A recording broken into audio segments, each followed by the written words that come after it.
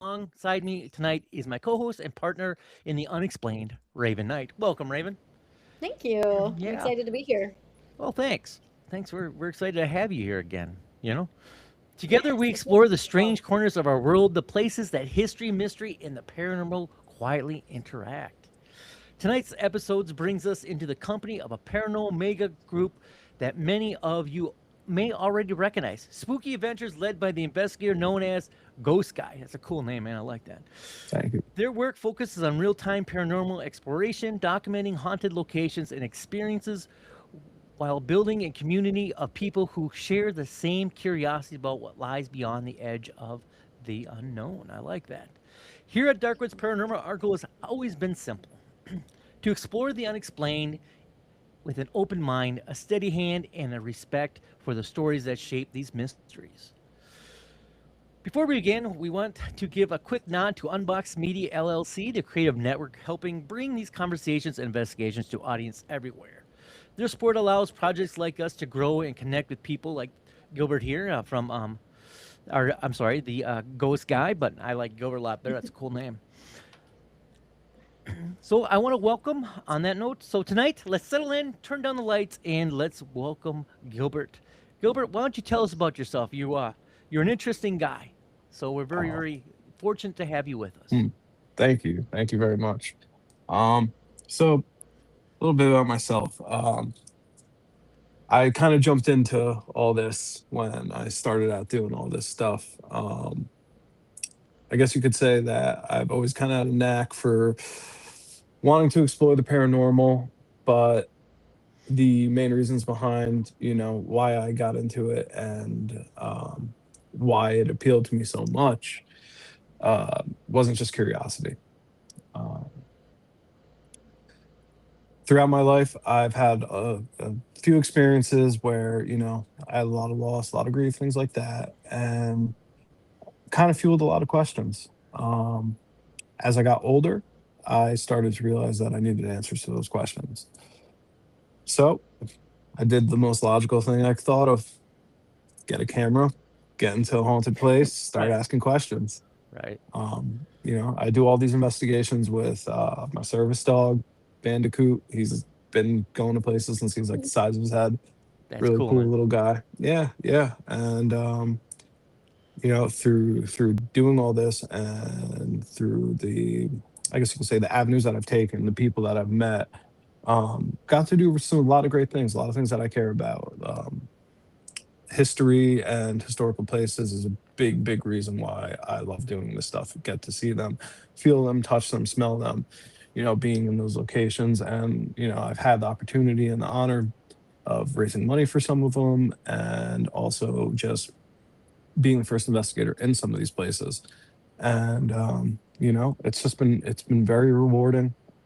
Anything behind a camera lens for me is something that just sticks. And it's kind of my happy place. So when the paranormal and film collided, I found myself in a place I didn't want to leave. That's cool. That's a cool I love backstory, man. I that. love that. You have I a love Thank you. that. very, very warm spirit about you. It's Oh, Thank you. thanks. it's great to have you here, man. So, Thank you. what is your favorite location you've been into so far? Favorite location I've been in so far? It's a really good question. I would have to say right now, right currently at the moment, I would say it's the Shanley right now. Okay. Um, Reasons for that: I've been going to the Shanley for about, I don't know, I'd say almost 2.5 years now. At least once every 3 months, something, something. I try and be as frequent as I can. It's about an hour and a half drive from me, so not too hard on the traveling. Mhm. I've had some experiences there that I have left me scratching my head, and every single time I go there, for me, not only do I get something new, but I feel that what I'm searching for gets answered just a little bit more, and that's Hmm. super important to me. Um, Place has a lot of history. Obviously, it's built in the 1800s. It was used as so many different things. So there's a ton of energy in there, and it's an absolute gem in the paranormal community, in my opinion. Um, definitely one of my favorite spots for sure. What are some of the stuff that you've seen or interacted with at that location? I mean, I'll just we'll jump right in. How Yeah. about Yeah, that? jump Yeah, in. Tell let's us do all. it. All Yeah. right, all Yeah. right. So, Yours is right. I would say maybe first that was the first haunted location that I ever slept in. Okay. First one. Okay. I had a rule that I wasn't going to sleep in any haunted places, Right. but if there was going to be any, why not the Shanley, right? So I ended up in there, and throughout investigating the Shanley, there's one place in it called the Bordello. Now, the Shanley, when you enter the Shanley and when you see the whole building as a whole, you can tell it's a pretty large building. Obviously, it ran as a hotel, vent lounge, lots of different things. Even rumored to be a morgue in the basement, only because of how big the building was back in, the late 1800s, early 19th century. Sometimes larger buildings, when morgues were overpacked, they would be used in their communities Mhm. as a store unit, and the Shanley's rumored to be one of them. Well, on top of being a hotel, it was also a place where people gathered, and they would gather there for all sorts of types of debauchery. Um, there's one section in that place. It's called the Bordello, and inside the Bordello was where women of the night would take men to or females, to extend the party, per Hmm. se. So up in the Bordello, there's three rooms. There's Maddie's room and Annie's room, and um, the room that I'm talking about right now is Maddie's room. When you walk up the staircase, it's like a windy wooden staircase, and when you walk up it, it's real tight. And the first door on the right is Maddie's room. Um, inside Maddie's room, there, as soon as you walk in, you have a dresser to your left, and you have a big bed, well, queen size bed sitting right there, center of the room. Inside this room, there's also a dress on the left hung. In all these rooms, there's dresses. Apologize, that third room is Rosie's room. That's for like a younger spirit though, so that's why Right. I didn't want to include it in this topic. Right. Um, I decided after investigating, I believe I was in St. Augustine and then Georgia, um, went up to Vermont, and then ended up at the Shanley. And I was going hard with investigations, and I was trying new methods. One of those methods that I was trying to do was variations of the Estes method. Now, Hmm. I don't know if you guys are familiar with it or if your viewers Yeah. aren't familiar with it. It's a sensory deprivation technique Hmm. where you wear a blindfold and put on noise canceling headphones, which attach to a spirit box. Hmm.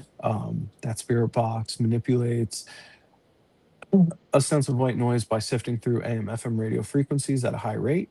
Hmm. So it kind of fabricates white noise. And when you do this method, in my experience, I search for words that I know won't be coming out over the radio, things that would be an anomalies in a sense.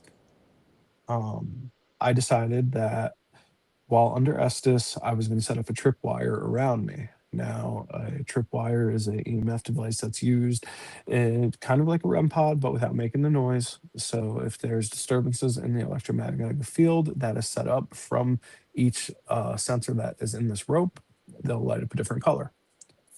I found that throughout Estes, when I would be or when I would feel that I was getting touched or feel that um, there was something like running by me, these lights would light up and corroborate what I was saying, which I found very interesting. Hmm. So I thought, what if I lay down on this bed and put this rope around me, Okay. around the perimeter of my body? Hmm. See if anything comes to touch me. See if anything, is just evidential to what we're trying to ask and answers we're trying to get. Well, I put my head down on that bed, and the next thing I know, I am out like a light. Right. I'm out Okay. like a light. Okay. Um, throughout my life, I've had experiences of astral projection. Um, Oh. That's what I'm Okay. beginning to describe it as and to identify it as. I Mhm. believe this was an instance. Um, I felt like I was in the same room that, like, I woke up in that room. I was unaware that I was asleep. There was differences in this room though. There was no exit, and the ceiling wasn't where the ceiling was. It was way, way, way higher, and there was a viewing balcony bordering the entire room. I saw a what looked like a silhouette on this balcony. So I approached it, and obviously, this was while I was dreaming. Mhm. So when I got close to it, the facial features of it started to appear a lot clearer. And actually, I'm having a sketch artist make what I saw, bring it to life in a sense. And there's Oh, that's reasons cool. for this, and Yep. the reasons why I will get to in a second. When I got closer, um, I saw what looked like one of the most terrifying things I've ever seen in my life. Pale skin, like a woman dressed in like late 18th century, early 19th century clothing. Got Mhm. big bossette vibes off her. Um, didn't feel like I was in danger, but definitely felt like I was seeing something I wasn't supposed to see. Mm. Um, she opens her mouth and extremely just sharp teeth, like a great white shark, and she had black eyes to match it. Something that looked like it could tear me limb from limb, no problem. Doesn't say a word, doesn't say anything.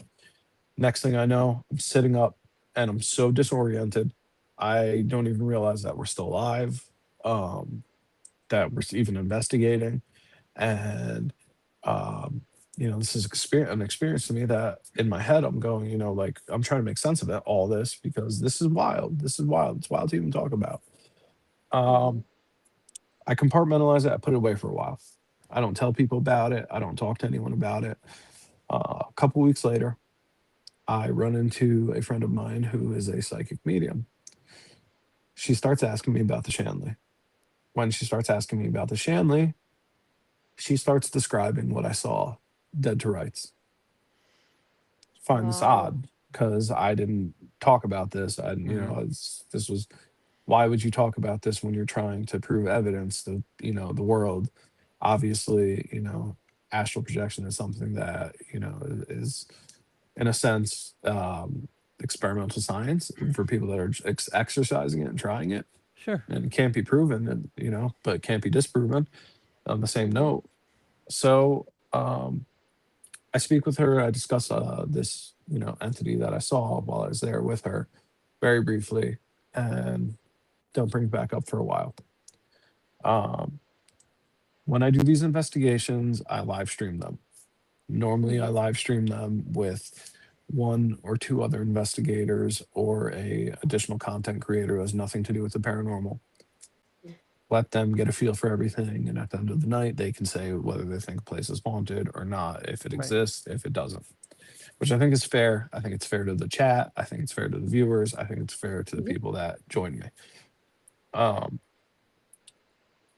about a week and a half ago, 2 weeks ago, I decided to really, let's press this. Let's press what I think I saw. Let's press what I felt like was an experience there that I just, couldn't shake. So I decided I'm going to go do a solo investigation at the Shanley. I'm going to live stream it. And instead of my normal investigative methods where, I'm showing people the place and just kind of giving people an idea of how the equipment works and explaining how the equipment works, this time I'm going to hone in on my experiences at the Shanley. So I do this. When I first get there, I run into an employee who's been working there for 6 years, who is also a psychic medium. I start to set up all my stuff, my cameras, my rig for filming, everything. Just double checking everything's charged, and we're just talking shop. So I'm curious. Someone who's worked there for 6 years, someone who's a psychic medium there. I want to get your take on things. I just want to hear about your experiences. So I don't mention, pretty much details of what I went through, but I mention um, that I'm interested in hers. Mhm. So she starts to tell me that she's been having all sorts of visions and images of the Shanley with a viewing balcony around the whole place. Wow. Yeah. Okay. So when Interesting. she says that, I immediately, it's like a wolf's ears perk. My ears are perked. I'm like, Right. okay, Right. all right, maybe this really is worth checking out. I ask her if she's like ever had any dealings with any spirits there, any entities, anything that may give credit to or corroborate what I've seen. I don't want to give her details still at this point. Um, Mm-hmm.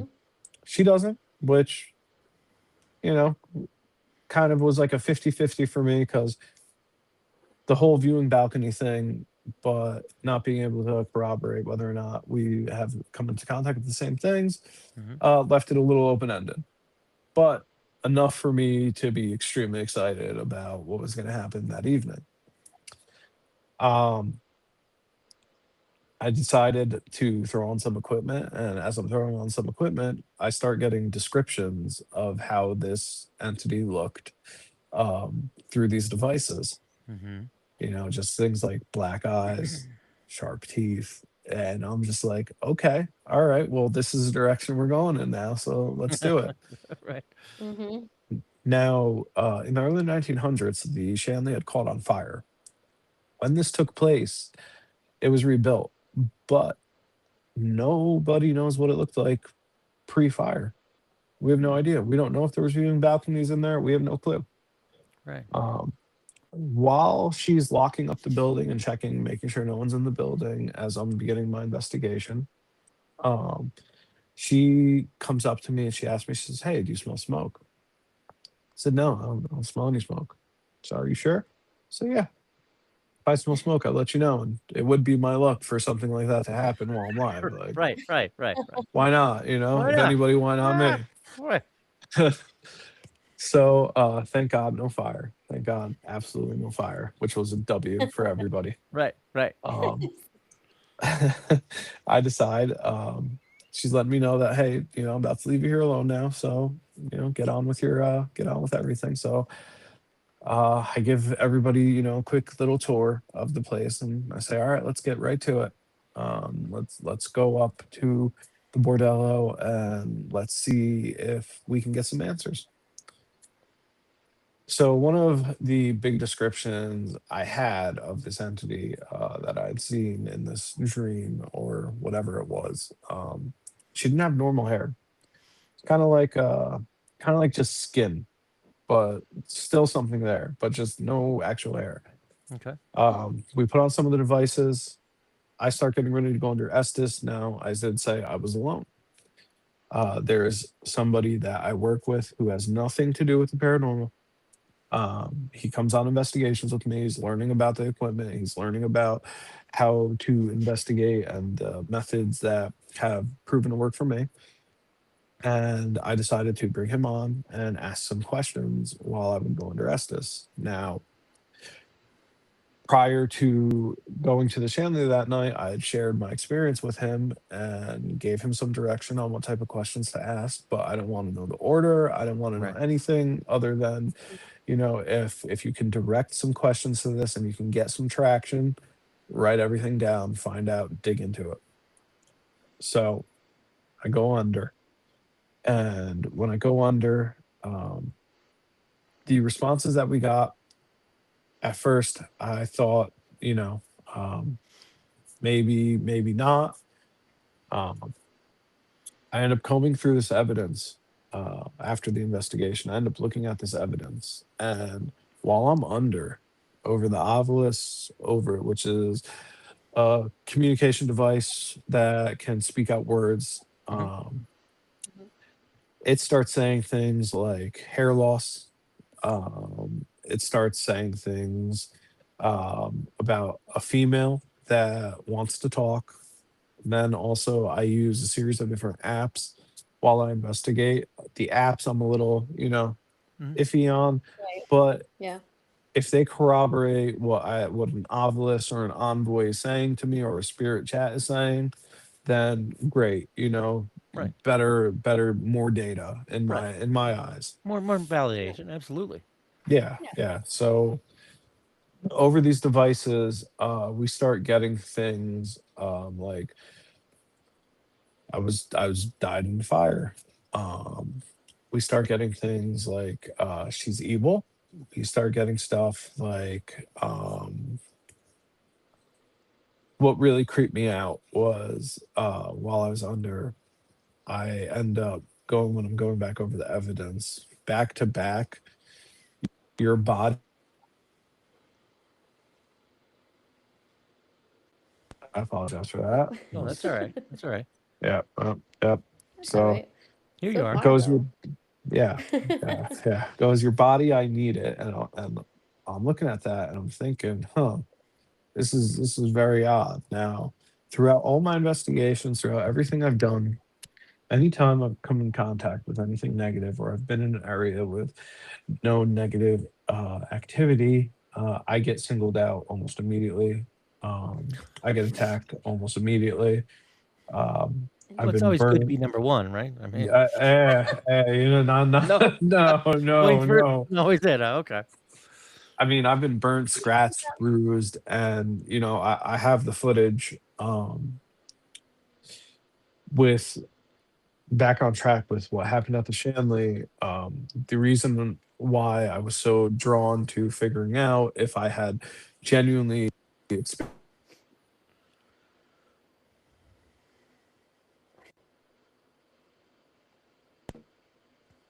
I'm getting lit up. I'm getting lit up right now. Someone's at my door. Someone's at my door. Apologies. All right, man.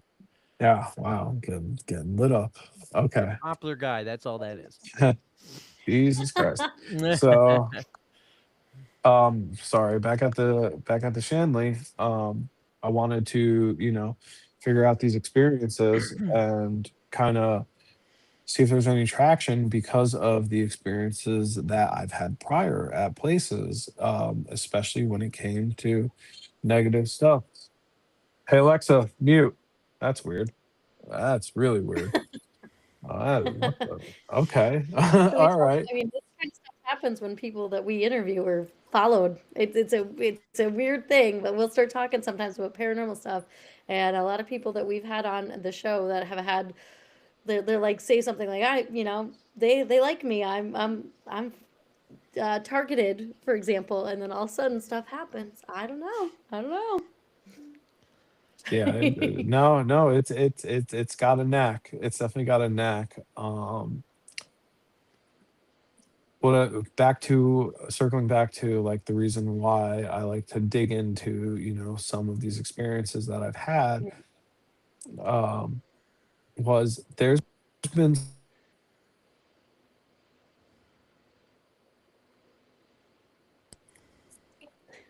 There you go. Hey Alexa, stop. What is going on here? What is going on? Jesus Christ. Just saying. Yeah, yeah. So I've traveled through a lot of places, and these places that I've traveled to, some weird stuff has happened. Um,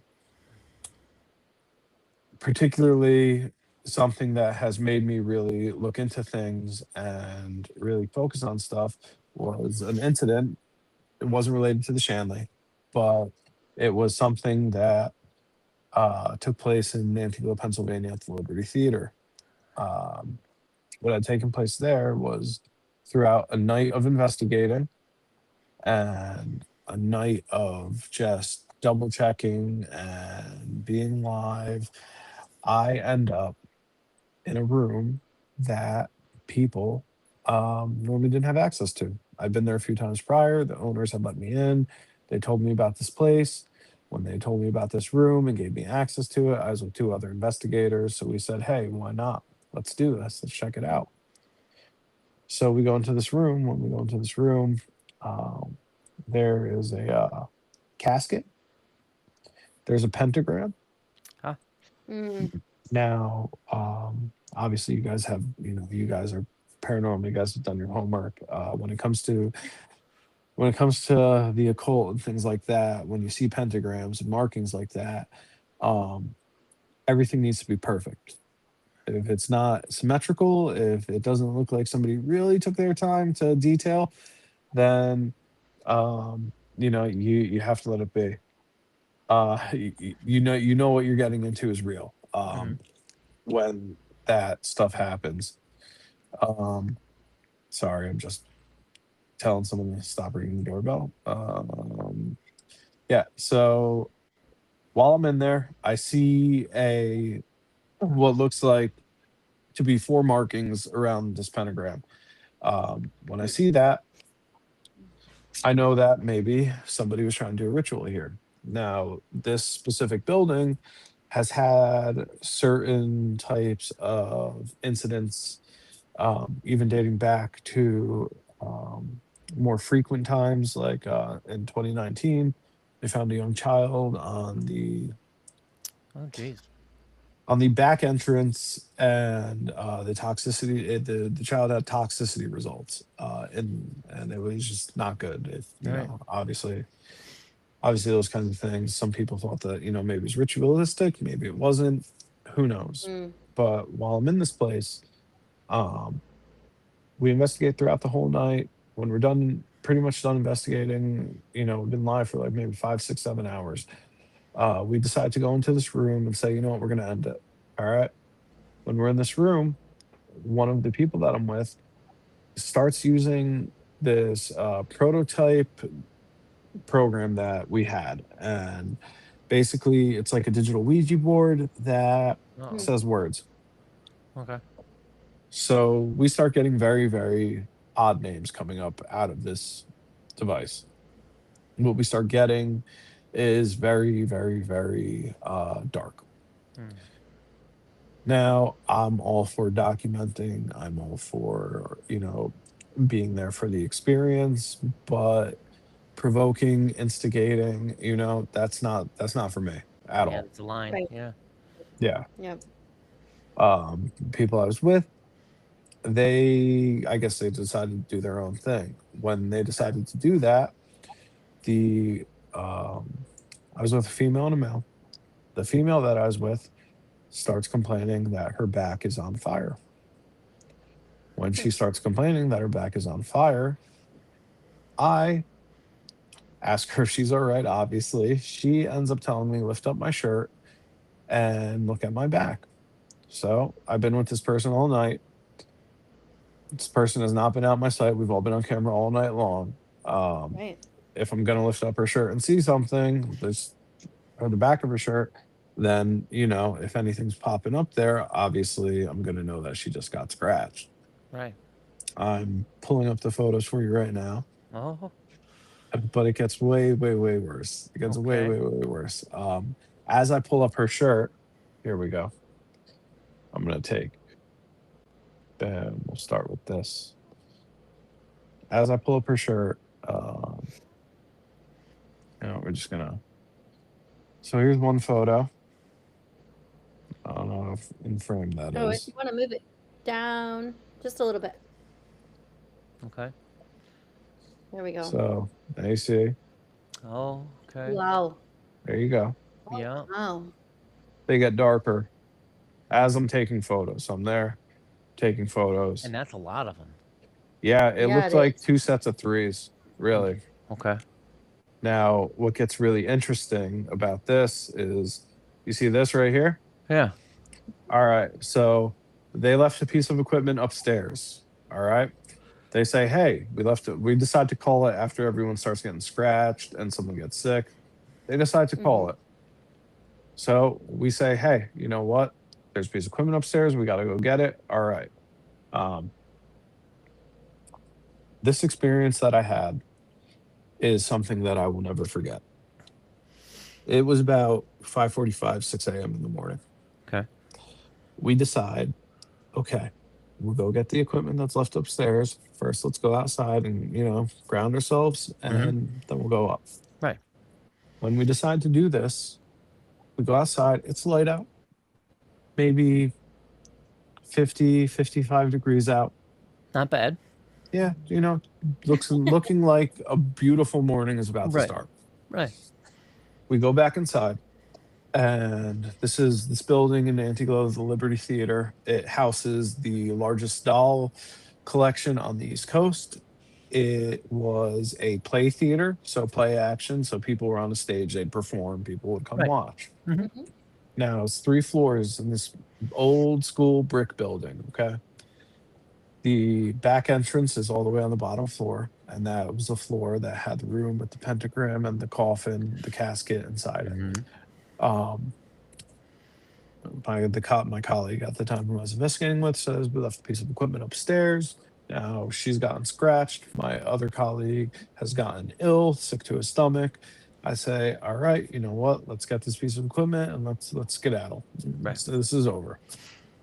We go up to the second floor now. The back entrance of this building leads you into kind of like a hallway, and right to the left is, as soon as you walk through these double set doors to the left, is a staircase that goes up. That staircase goes up and leads to center stage. So the stage that people perform on, that's the stage that you end up on as soon as you walk up these stairs. Okay. The room with the casket, however, when you walk through these double doors, if you maybe walk 20 feet forward and get into a room to the left, that's where this casket and this pentagram and markings on each corner of the room were. Okay. So we go up the staircase and end up on the center stage. As we are talking to each other, I start to see my breath. Oh. It got so cold so fast. I didn't realize it was cold until I'm looking at my breath form in front of me. And Jeez. you know, I brush my teeth. You know, I'm not a savage, Right. so Right. so you know, I don't. Something's going on. Right. Something's going on. Right. Right. All three of us just have this look on our face, like pure dread. But we know we have to go upstairs for this third piece of equipment. Right. Um, we go up, we get the piece of equipment. When we get up to the third floor, it turns out it's Capel. Yeah, One cat ball. one Capel, Okay. one Capel Yeah. wasn't necessary. And you're like, this is worth it? Yeah. Yep, Yeah. yep. Just grab this. Yeah. Glad we saved it. Yeah. Why not? $3, Why my not? friend. Yeah, Absolutely. You know what I mean? yep, yep. You've been scratched. You're throwing up. Like, but hey, Yeah. we can't forget this. Save Nope. $3. Yep. We got it. Yeah. I love it. Well worth it. Yeah. Wow. So as we're going back down the staircase, and referring to that picture that I just showed, Mhm. I start getting a burning sensation underneath my watch on my left wrist. Okay. Now, where things get very odd for me is I've been in situations where I've been scratched. Now, I was just in a situation where I saw somebody literally get clawed, and I know these things Mhm. happen, but rarely have I ever felt such a sensation on my arm. I was wearing a watch that I've worn for years. Nothing that would have given me an allergic reaction or some type of just something that rash, whatever. No chance, no chance. This is a watch I wore daily at work. I'd wear it out, whatever. Um, I feel this burning sensation on my arm. As I'm feeling this burning sensation on my arm, I take my watch off. I'm going from the third floor to the second floor down a staircase. I go, huh, this is weird. This is very weird. Um, now a little bit about me. And the reason why I'm sharing this is because I feel like it's paramount to what I'm about to tell you. Okay. I grew up in with a Jewish background. I grew up with, Okay. you know, with Jewish family, very loving family, very good family. The reason why I mentioned that is for the next few pictures I'm about to show you. So when I get into the car, I showed you the first picture where I take the photo. Yep. Now I'm just gonna go up with you guys so I can show you guys correctly. So that's what it looked like initially. All right. Okay. The next morning, I go to my hotel. I go brush my teeth in the morning. I start to notice what looks like a 3. Oh, look at that, man. Oh. I Yeah. so see that. Yeah. Now, here's another photo. Okay. And then this one right here depicts it the best. That is a 3, man. Yeah. It Yeah. really So, does look like a tree. Yeah, that's so amazing. nothing like this has ever happened to me before. Um, hey, this is my partner who I investigate with. Hey, big guy. This is him. Hi. This is Cooter, Bandicoot, whatever you want to call him. Bandicoot. Oh, Yeah, he's been going to that's places so since he cute. was the size of his head, literally. But I love that. um, when that took place, I was in kind of shock and awe because I know that from from what I've learned and from what I've read, that the darker stuff and the stuff that isn't so great, it likes to mock things like the Holy Trinity, Sure. Mhm. um, likes to make a joke out of that kind of stuff. Mhm. So how funny would it be to, put a 3 on a Jewish guy and, mock the Holy Right. Trinity on a Jewish guy, it'd Right. be hilarious. Right. Everyone, yeah, ha, ha, ha, Yeah. Oh, just right. a situation that, I'm trying to figure out why this would happen, why this would take place, why this would happen to me. Um, Sure. that experience was why I felt it was so paramount to investigate what I believe I saw at the Shanley. Mm-hmm. And it's why I felt like I need to share it right now. Mhm. Um, Wow. What a yeah, crazy yeah. story. These are two experiences out of hundreds, but Wow. What? this one So was probably like one of the darker ones for sure. Have sure. you Sure. dreamt of that lady still? Have you ever had? How long ago was this? The dream at the Shanley took place, I would say, last. We're gonna go with not this past May, but the May prior to it. Okay. I was transporting somebody from Georgia to Rhode Island to have an exorcism done by Father Bob. Um, yeah, Wow. I had to make the Supporting assessment. somebody to get an okay. Yeah, An exorcist. Yeah. yeah. You don't hear I that in a sentence every day. I mean, No, honestly. no, no. I had to make an assessment to see whether this was mental health, that someone I knew, whether they were dealing with mental health or whether they needed a genuine exorcism. Wow. Um, Was Was it this for somebody health that or was it had done genuine exorcism? it was a genuine exorcism. Hmm. wow. I met up with the Holy Sword Apostle in Rhode Island. I transported this guy from Georgia to Rhode Island, and yeah, With great conversations, I'm assuming, right? let me tell you, on my way up, I got hit by a semi truck. Um, I almost got bit by a black widow. And then the rental car I got put in, its autopilot went straight into a tree. So fun stuff. Great Yeah. stuff. So Yeah. you're like, it's a Wow. Monday, you know? Yeah, Yes. basically. Yes. I love it, man. Basically, yeah, yeah. Was this person were they like a paranormal investigator? Had they been in these kinds of areas where, like you're in a space that's like a dark space, or was just a random thing that happened to them? I'm just very curious. So, in all regards to respect for this individual's identity, I'll keep this as Yeah, bland and as I Absolutely. possibly can. Absolutely. This individual was somebody who had what I had seen were something more than just your average everyday feelings and way of life.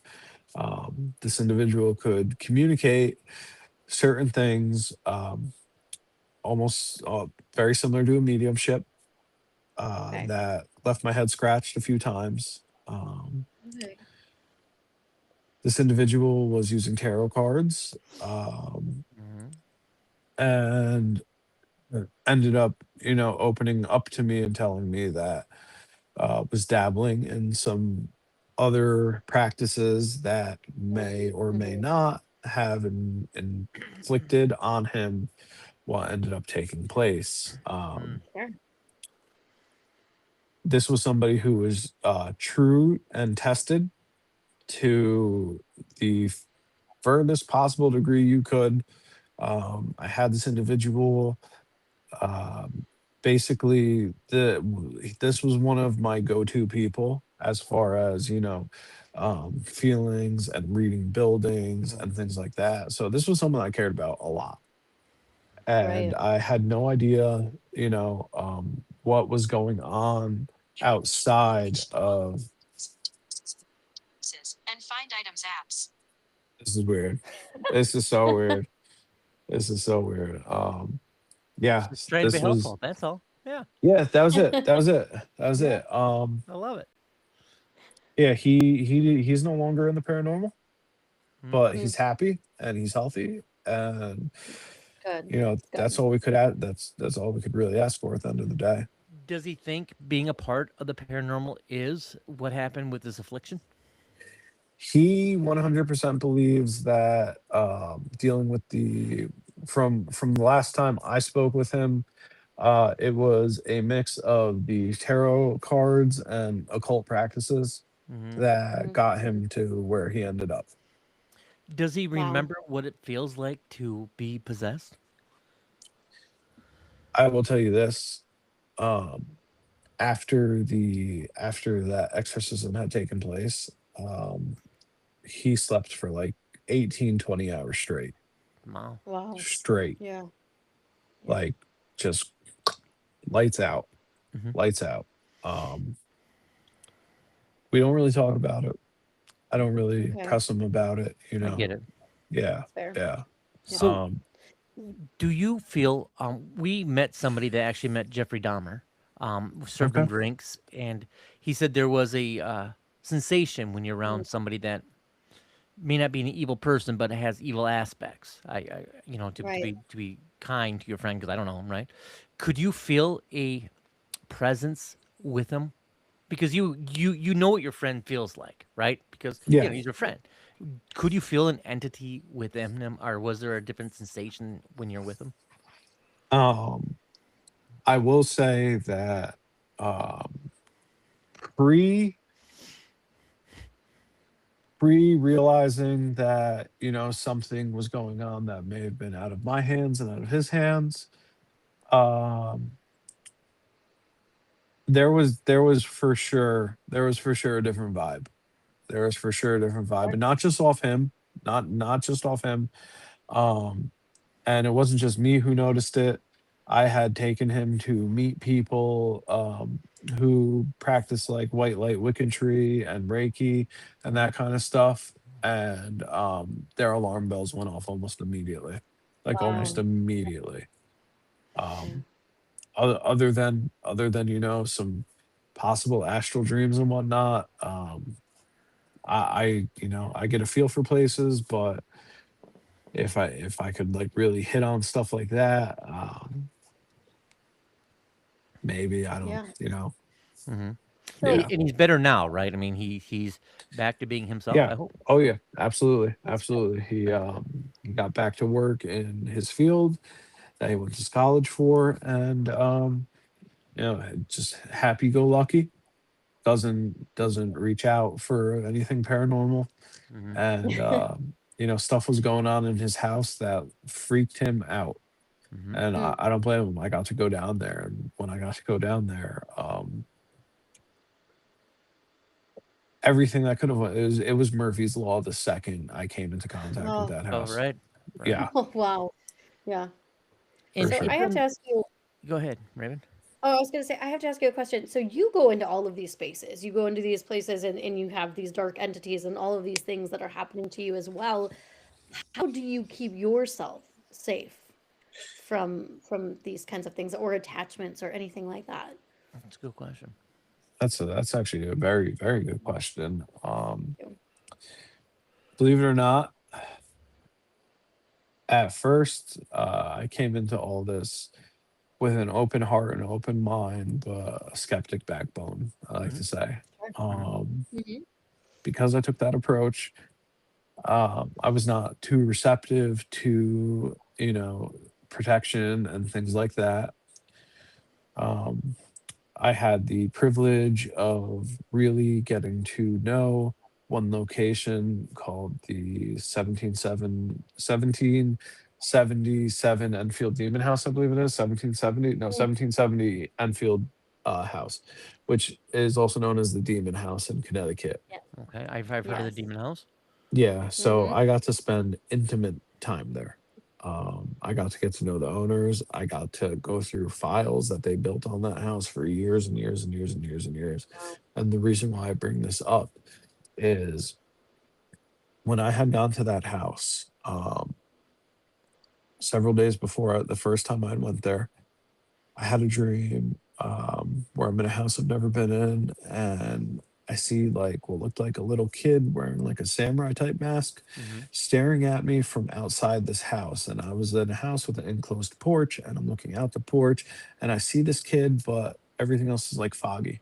Um, I don't think anything of it, but for some reason, I wanted to draw what I woke up to, what I dreamt about. When I go into that house, um, I do research on it. I dig into it. I spent 3, 4 days there at a time trying to figure out what was going on in that house. And at one point, I was given access to files that the owner had had from the entirety of him being and living in that home.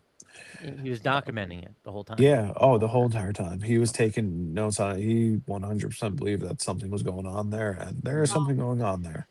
I Mm. absolutely believe that. And a big reason why I believe that is I'm going through all of these notes files that he has, and every time I'm in that house, I started to get odd things coming over some of my ghost hunting equipment. Um,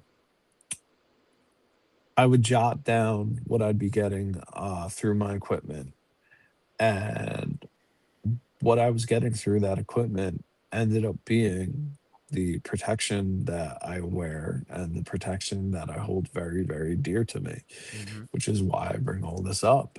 Um, the series of events that led to me getting the type of protection that I have um, was from that house. And when I sat back and took a breath and looked at these hits I was getting on my devices and then researching them, the fact that it led me to one place was the ultimate light bulb on. I need this. I need to wear this. This is something that I should have on me at all times. Mm-hmm.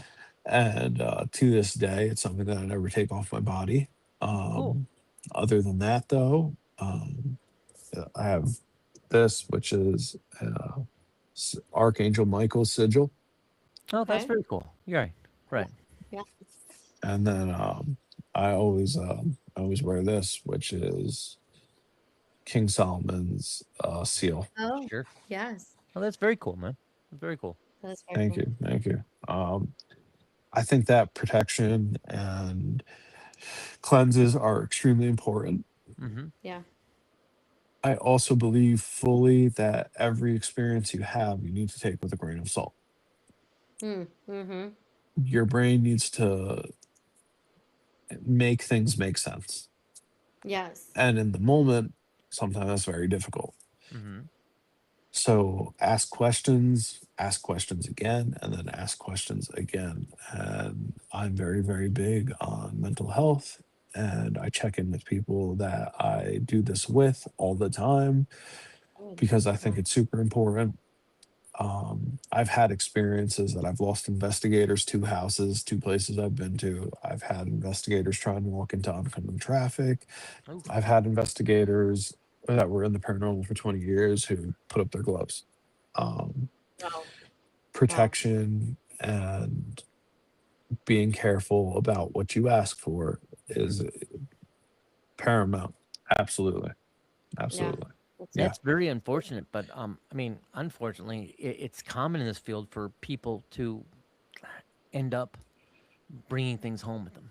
Yeah. Yeah. I Yeah. Walking in with that uh, open, with that raven hands, openness. so you know. Did you say I have? Yeah. Well, I was thinking about the well, probably I have. I was thinking about the fact that he was talking about the dream Mm-hmm. before he went into that house, and Right. then I just Yeah. know that we before went into the Sally house. I know you had a dream, Gabriel, and then I Oh, know absolutely. this after the Sally house, both you and our good friend Dave had dreams. And then after the second time we were in the Sally house, I had, and I'm not a person that has nightmares, but I had a really crazy nightmare after that time too. So it's really interesting. I know that Gabriel had said at one point that it almost felt like the house had like kind of Absolutely. called to him before he went in there. So I find that very interesting that you bring that up, Gilbert. Like that's a very crazy set of circumstances, I would say. But So, The Gilbert, go ahead. the craziest thing about that, and just to touch on that real quick, and I didn't Yeah. want to cut you off at all. No, no, no. While I got access to these files from the owner of that house, I read through a priest's files that wrote a bunch of stuff about this house. In those files, this priest writes about something called a mountain demon. I don't know what it was, but it stopped me in my tracks. I searched it, and I mean, my face, all the blood in my face rushed out because Mm-hmm. that was actually what I saw in that dream. wow. So Wow. yeah, yeah, Wow. definitely some wild stuff for sure. I think more than anything else that people don't talk about too often is the psychological effects Oh yeah, um, doing Yeah. this kind of stuff does. Yeah, You they have to. don't. So for me, and this is just me, not everybody has to believe the same way I do. Is I'm a believer in things that are bigger than me, so oh I, yeah, I carry that with me. You know, I have to. I think, yeah, but at the same time, when we are in places, I always I try my best not to take it too serious because when you take it too serious, I think you involve yourself too more and you open yourself up. So, I'm guarded, but I'm fortunate that I have a belief system for me, of course, that works, I think, and absolutely. the psychological effects, like with the Sally house that she's referring to, that stayed with everybody. We were with a group of what, four people, five? And that stayed with us for a couple months. I mean, bad dreams. I had dreams leading up to it, and then we were stupid enough to go into there again. Bad And luck. in I had bad luck for a yeah, while and then it after was that. bad luck. So there is a psychological element to it, which I think is the scariest thing, right? I mean, it's not the Mhm. shock and awe you see something walk by; it's the psychological value that stays with you. Yeah, That to me is probably the scariest. I Yeah. couldn't agree with you more on that. I've had some experiences where um, there's one location that is on the East Coast that I had access to that is kind of a word of mouth place, Hmm. and they have a huge collection of dark things, and Mm. you absolutely for sure need to be careful because things will haunt you, for lack of better words. Right. For sure, for sure. And I mean, even to this day, throughout doing all of this, there's experiences that I've had where I'll be in the middle of walking my dog, and I'll just ask myself, why am I thinking about this right now? Mm. Like, why is this even coming up right now? Like, this is done and over Sure. with.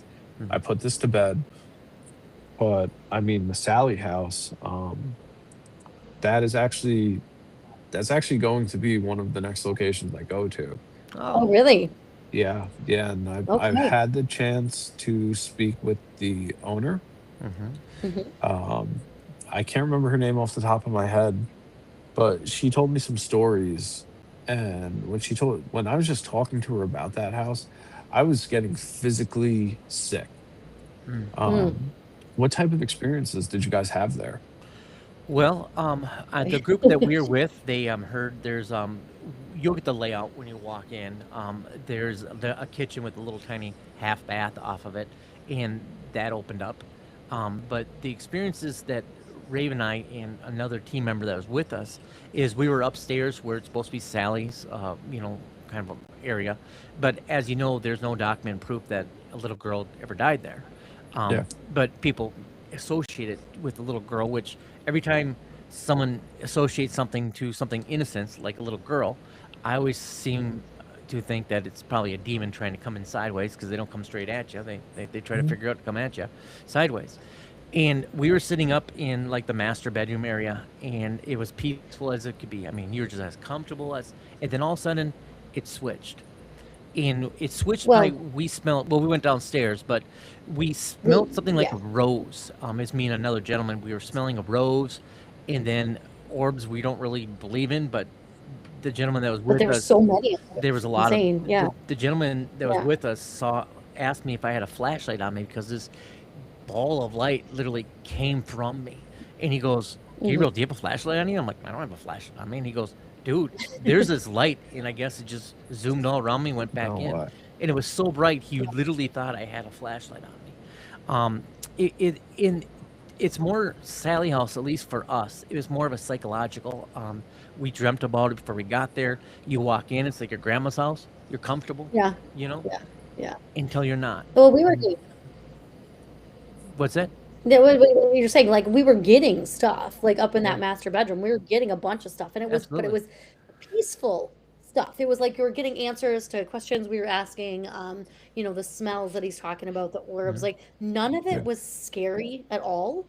And then we went downstairs, and we thought we heard something. I thought I heard like footsteps upstairs, and all of the other people they were outside at this time, so we knew that nobody else was in the house, and they were footsteps upstairs. And also I almost sounded like I heard a woman or a small child's voice.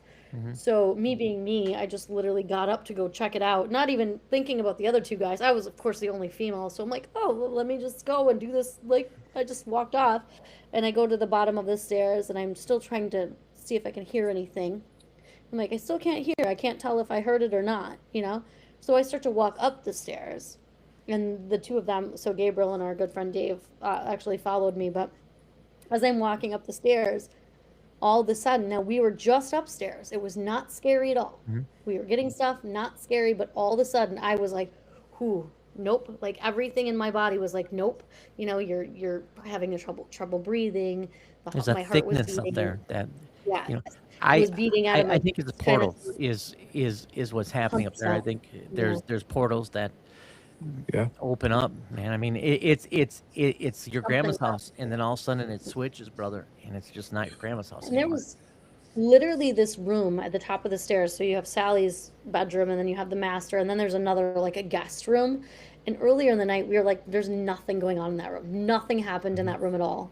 But I get to the top of the stairs, and I said, there's no way in hell I'm going in that room right now. Like, Yeah. I just wouldn't do it. I couldn't. There was something. You could But, just but I mean, feel Right. it. but when we say orbs, it wasn't just like one or two. It's like there was no orbs, and all of a sudden there So was a many. thousand everywhere. I mean, just And we were, everywhere, and they would zoom in a way that the guys like, well, you guys go jump on the bed, see if that's what's causing it. It didn't yeah. cause anything, and No. but they would follow, and then Raven recognized and when we were watching some of the video, that there was a black ball that came out of that same room, and then it rushed back in. A lot like you would see like at Adventures, they would have this entity that would kind of come at the camera and come back. It was something like that. So I hope you have a good experience there, man. It's an interesting place. Well, It is an interesting place. thanks. Yeah, Good Thanks. luck. Yeah. You're gonna have to report back to us and let yeah. us know any kind of experiences you had when you were there. We'd love to. Well, you go live though, so you take Yeah. all of your stuff and you're Right. live when you're doing Yep. it, which is very interesting. I do have to say, does that when you're going live, do you have people that are watching that notice things and that point them out while you're live?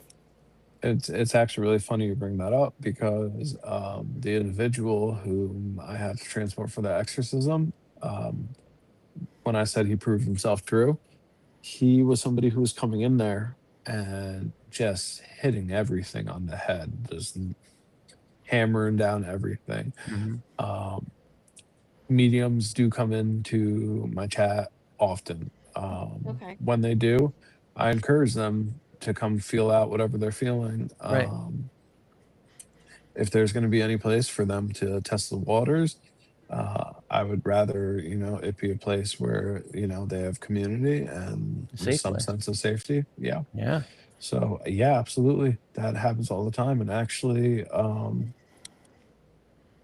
somebody who's going to be joining my investigations virtually um, is an individual who was just on an episode of Ghost Adventures. Um, Oh, Cool. she was in the Zach Bagans Museum, and she was giving readings and hits there. Hmm. And yeah, we're gonna see what she hits on some places I go to. So Well, that's I'm very that's super cool. cool. excited for that. Yeah. Well, Yeah, I think we just scratched the surface with you, Gilbert. yeah, I You're a think very so too. fascinating guy. The hour went by so fast. We're like, what happened? Thank Can you. You I know, want to ask one more thing, Gabriel, before you do your thing. what thing do I You do? bring you do your closing out Oh, thing. okay. All right. All right. But I wanted to, because we've never had anybody on the show before who has brought a dog with them, and you bring your and what's your I can't remember your dog's name. What was your Bandicoot. dog's name? Bandicoot. Bandicoot. You bring your dog with you on these investigations. We know that animals are also sensitive. So, does Bandicoot ever pick up on stuff when you're out and doing investigations? Absolutely 1000%. What I really noticed with him, which is remarkable, um, a lot of times when I would go under Estes, or even somebody who I'd be investigating with would go under Estes, and people have seen this countless times when I broadcast.